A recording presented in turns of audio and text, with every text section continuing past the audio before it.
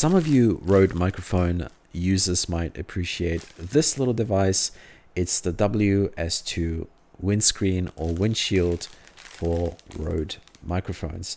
This is the official one, not a third-party knockoff, which is really good to see. It's compatible with certain devices, which we're gonna have a look at right now. I'm using it on the Rode NT1, which is the same size as the Rode NT1A, which is really good.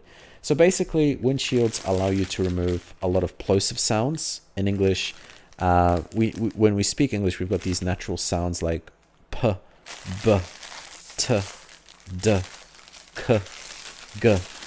These are kind of sounds that like we hold them in and then we release them, right? It's kind of like this air release, which sounds terrible in a recording if you don't have one of these. It also protects from wind noise. If there's any background wind noise or breath noise, these things kind of tend to eliminate it, which is really, really good. Very simple installation. You just pop it on your microphone and you're pretty much good to go. Great replacement for the pop filter for those of you like myself that don't like it. At the end, it looks like your microphone's got a haircut, but it's beautiful nonetheless. Thank you guys for watching this unboxing, and I'll see you in the next one.